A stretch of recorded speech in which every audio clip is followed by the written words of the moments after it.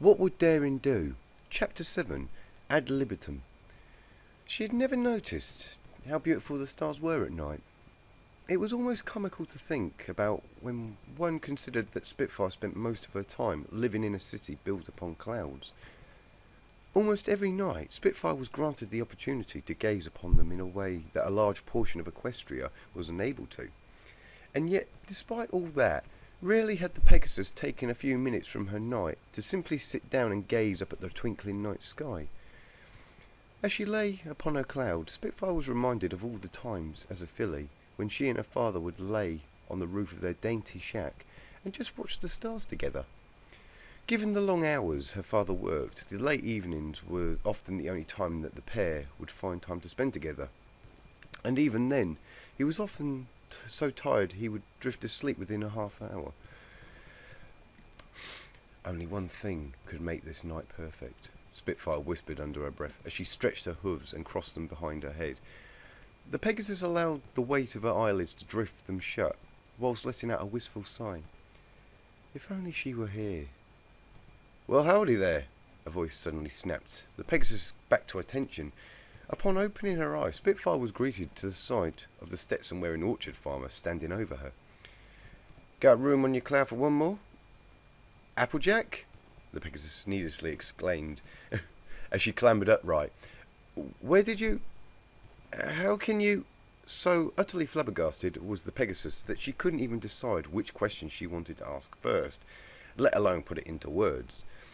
The other pony just chuckled at her disorganized response, causing the Pegasus to fluster in her embarrassment.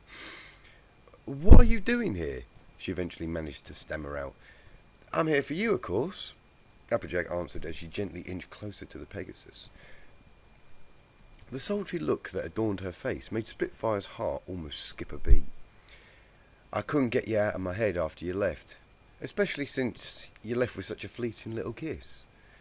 A flash of heat struck her face as Applejack traced a hoof up her chest with just the faintest of contact, just enough to tantalise her nerves. She inhaled sharply as the mare's touch sent a shiver up her spine. Well, I would be lying if I said that I hadn't been a little disappointed with it as well, Spitfire said. The earth pony pressed a hoof against her chest while leaning in to whisper something into Spitfire's ear. Then we best fix that, shouldn't we? The Wonderbolt was powerless against the other mare's strength as she was pushed onto her back, orange hooves linked around her neck, as the weight of the farmer began to sandwich Spitfire against the cloud. You know, I've never been with an earth pony before, Spitfire remarked as she brought her own hooves around the pony's hips. Flashing a coy smile, Applejack slowly drew her lips closer to the Pegasus. Let me show you what y'all been missing out on then. The tranquil air of Wonderbolt's bedroom was shattered as the alarm clock let out a piercing wail of rattling metal with a disgruntled groan. A yellow hoof emerged from beneath the bedsheets and fruitlessly pawed around the bedside table for a few seconds before silencing the offending timepiece. Oh, why is it always just when it gets to the good part? Spitfire muttered before she clambered out of bed. As much as she would have loved to have curled back up into bed in an attempt to pick up the dream where it left off, she had more pressing duties to attend to. It was back to the banality of her daily routine. As her dinner last night had been cut short, it didn't take long for the pangs of hunger to start hitting like a pair of hooves to the gut. Flicking on the radio while en route to the kitchen, Spitfire tried her best to push the thoughts of the lingering dream out of her head. Good morning, Cloudsdale! Crowded the familiar voice of the radio DJ, Chatterbox, who was the closest thing to a morning companion Spitfire had. Hope you all had a wonderful Hearts and Hooves day. I know I did. Spent the whole last night hitting up the dance floor at Cloud 9. And guess who this lucky pony got to hang out with while at the club? That's right, my old friends, the Wonderbolts. Oh, God, yes. I can see where this is going. Spitfire sighed inwardly. She was half tempted to flip off the radio at that point, but she was too busy pouring oats into her feed bag to care. Besides, it was better to know what ponies were saying than to be blindsided later on. The only thing that was more surprising than seeing Soarin still without a mare was the conspicuous absence of a certain Wonderbolt captain. The radio DJ continued, with an annoyingly suggestive undertone. Spitfire had to wonder if these ponies had anything better to do with their lives and speculate on a celebrity's personal life. Now, Soarin and the other Wonderbolts weren't in a very chatty mood, but it was pretty plain to see that some pony had special plans for Hearts and Hooves Day and wanted to keep it a secret. One thing's for certain, the colts of the Canterlot Chronicles are going to be on the lookout for the hot-headed flyer. Let 'em try. Spitfire just rolled her eyes as the DJ continued on her gossip rant. After securing her feed bag over her snout, the Pegasus carried on with her morning training routine. She was willing to bet by the next morning she'd have paparazzi stalking out her home in hopes of catching a glimpse of whoever her new squeeze was. She almost felt sorry for the ones who'd be waiting forever for someone who was never coming, even if Spitfire wished they could. But who was she kidding? A small-town farmer wasn't going to be willing to put up with that kind of media attention that made up most of Spitfire's days.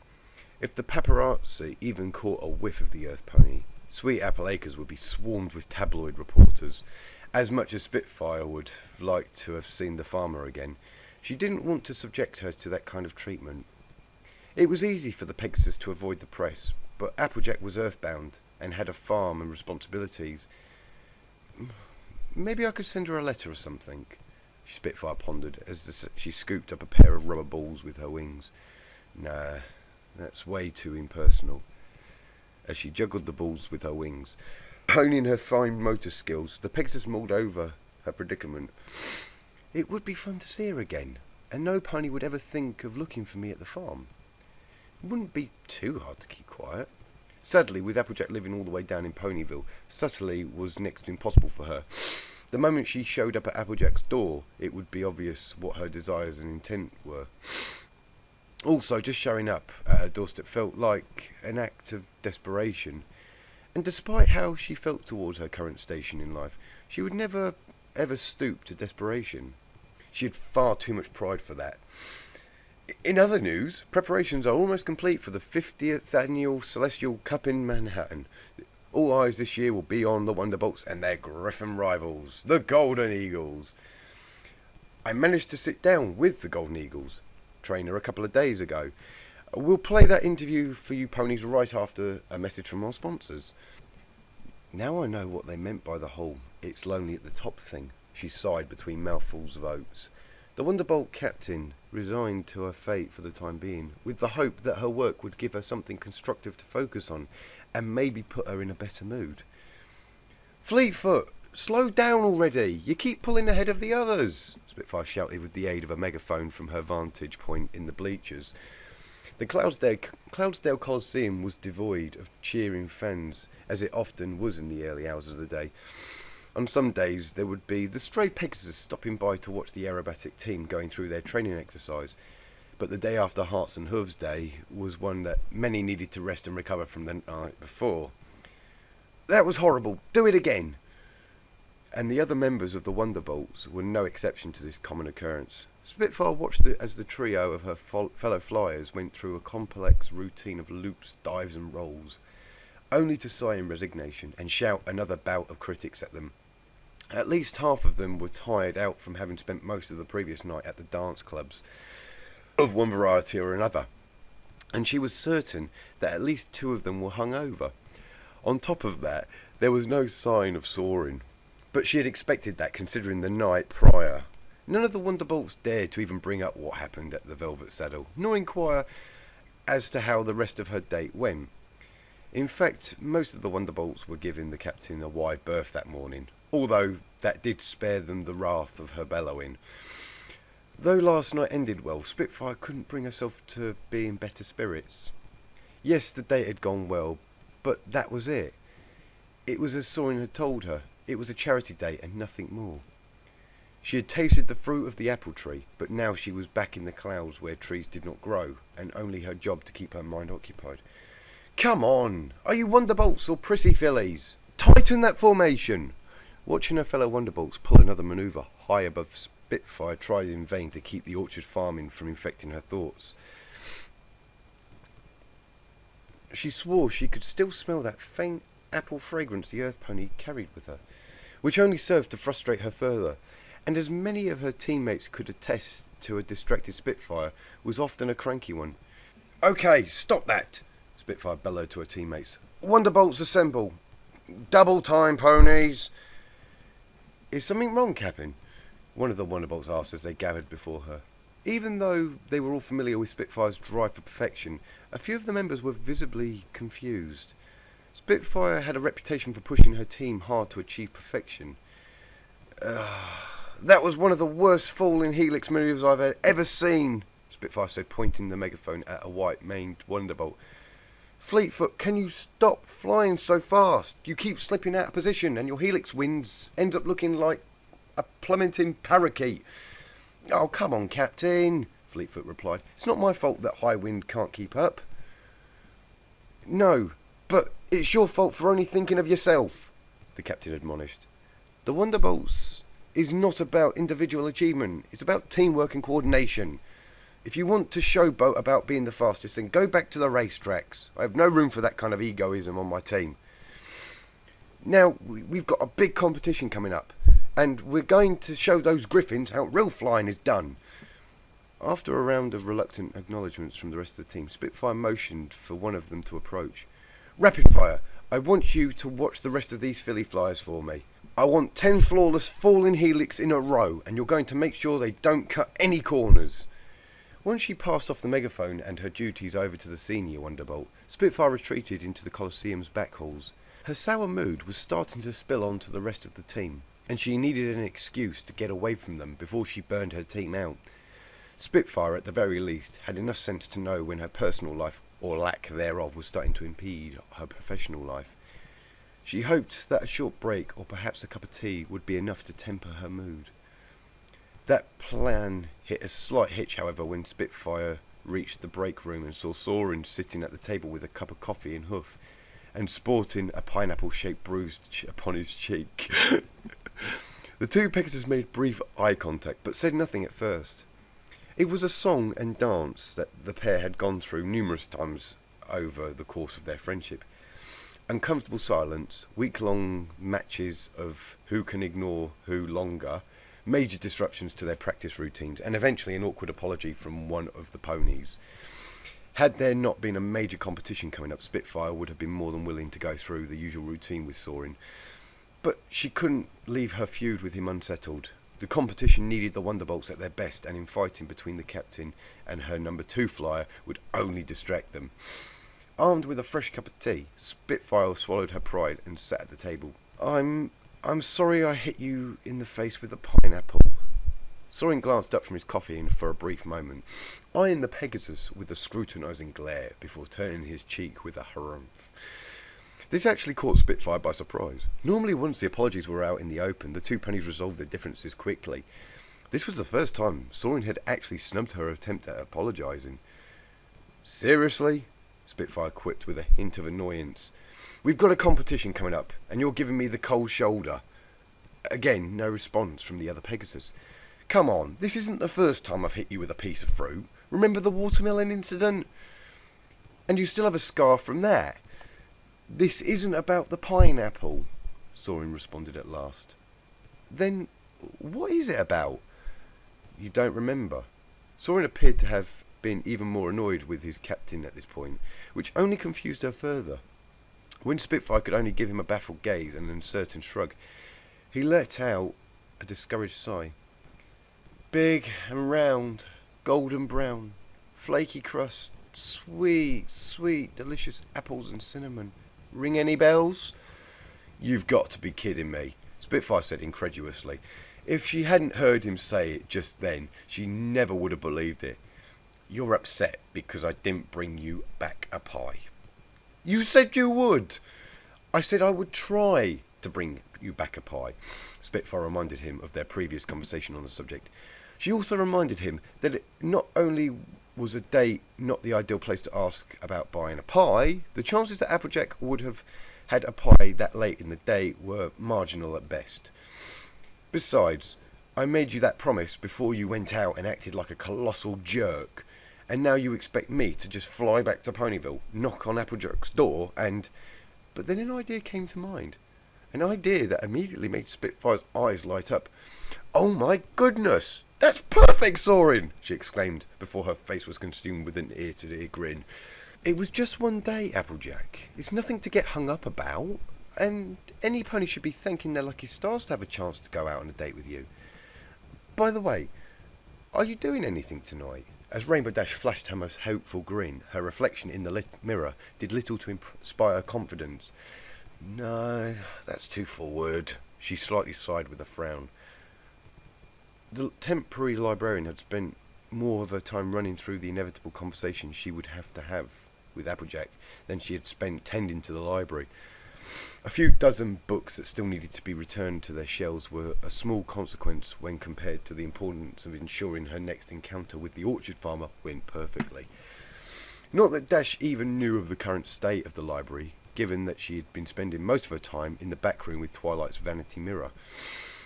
While she remained oblivious as to the exact outcome of the day, Rainbow Dash was confident that there was no way that Spitfire would have any further interest in her friend. There was just no way that a famous aerobatic star like Spitfire would have anything to do with a farmer from Ponyville. That was the Wonderbolt's loss, of course, since Dash couldn't think of any pony she'd rather be with than Applejack. A part of Dash did feel bad about intentionally giving her friend poor advice, but it was for the best. Spitfire and Applejack were from two separate worlds. It would never work out. "Just remember, this is for Applejack," Dash reminded herself. "What's for me?" A familiar voice suddenly popped up behind Dash, which was followed a moment later by the appearance of Applejack's reflection in the mirror. "AJ!" Dash gasped as she swung about to see that her friend had arrived far earlier than expected. "What are you doing here so early? You don't have to take over until after lunch." "We need to have a little chat, Dash," Applejack started, with a resolute look across her face. "I know what you've been up to." Dash felt a sudden tightness in her chest. How much did Applejack already know? Had she found out everything, including how she felt about the Earth Pony?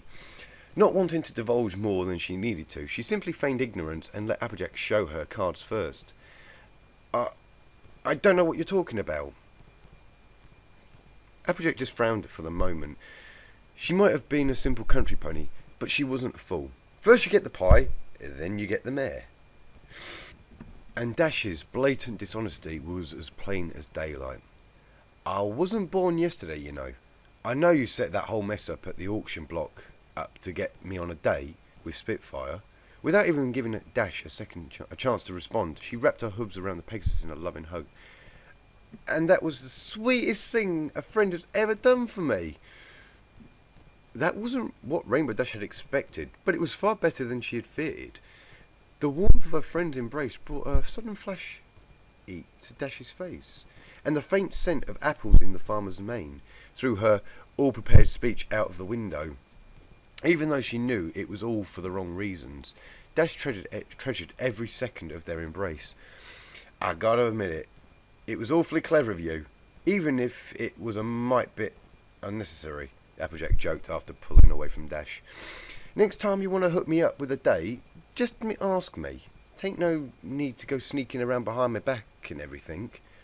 "How did you—" "Apple Bloom gave you up," the Earth Pony revealed with a smug grin.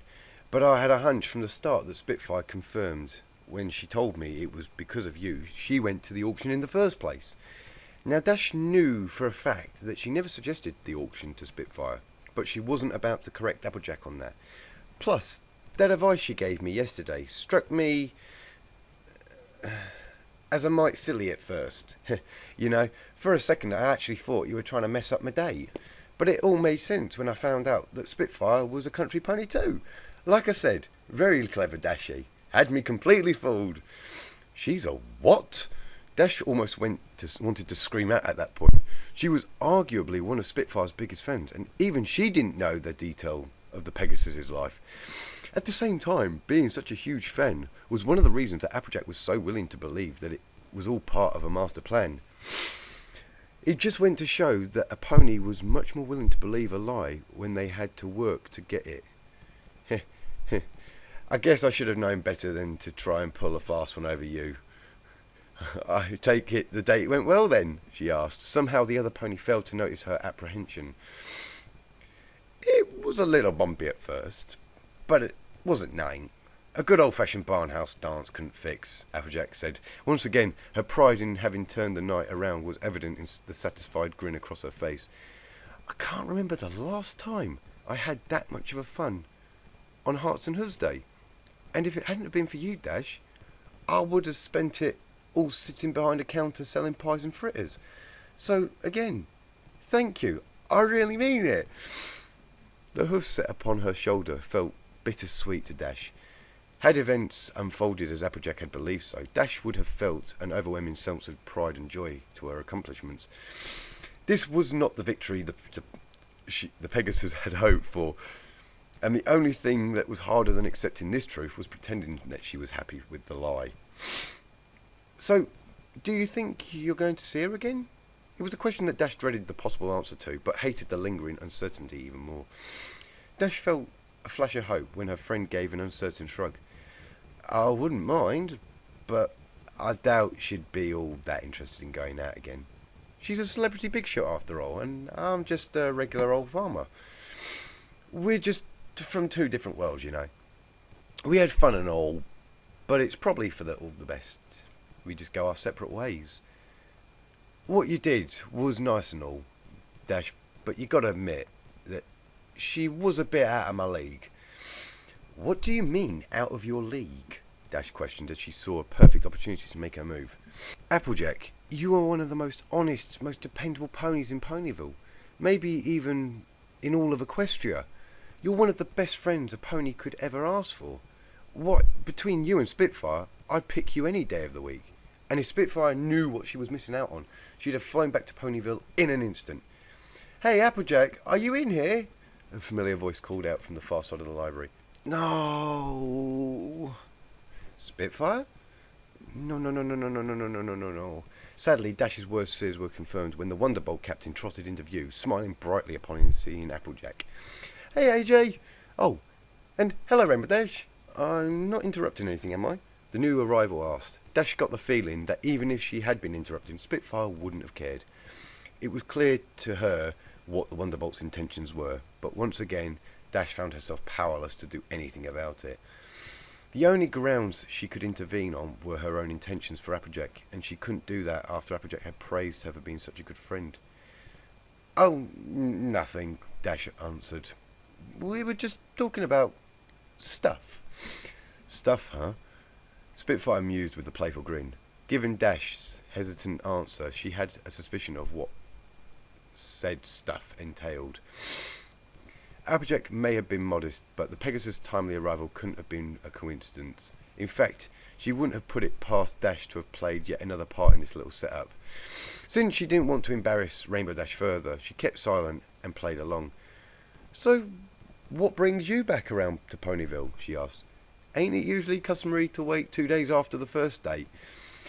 Normally I'd agree, but I have a bit of an emergency on my hooves. I tried to find you at Sweet Apple Acres, but your sister told me you'd already gone to town. Spitfire answered. True, it wasn't that much of an emergency, but it was a better answer to give than I couldn't get you out of my mind. I need a pie. Pronto. And preferably in the biggest size you make. A pie, huh? Applejack mused as she quickly deduced the reason behind the odd request. Well, our pies do come in the sorry I hit you in the face with a pineapple size. Would that be big enough? If it's not too much trouble, the Wonderbolt chuckled. Never one to turn down a pony in need, especially for a cause as noble as repairing a wounded friendship. Applejack didn't hesitate for a second to promise her aid. Tain't no problem at all. We don't normally carry pies that big. I'll have to make one fresh for you. Will that take long? Spitfire asked with feigned hesitancy. In truth, she wanted it to take as long as possible so she'd have an excuse to spend as much time with the Earth Pony as possible. Aww.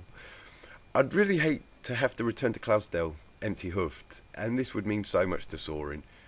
Though it wasn't necessary, Spitfire felt it wouldn't hurt to embellish the story a bit. Her friend would have been content with a normal apple family pie, But a little dishonesty would get him an even bigger pie and give Spitfire more time with her prize.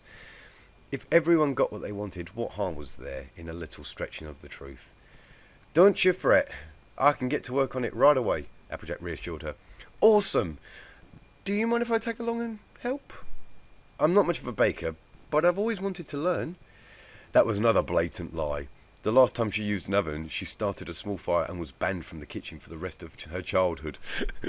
In all honesty, baking required more patience than Spitfire was willing to put forth. "You're more than welcome to," the farmer agreed. Baking a pie wasn't the most stimulating of activities, after all, and Applejack appreciated the prospect of having some company for the afternoon. However, that thought triggered another realization in the Earth Pony, and she immediately turned to Rainbow Dash, who had up until then been trying her best to pretend that she wasn't listening in on the conversation. "Say, Dash, don't suppose I could ask you to watch over the library for me this afternoon? I promise I'll make it up to you." What Rainbow Dash would have given to be able to say no at that moment, but some reasonable or legitimate excuse that she could use to force Applejack to stay in the library and prevent this false date from occurring. But there was nothing she could think of that would allow her to come out of the situation without losing face in front of Spitfire and Applejack.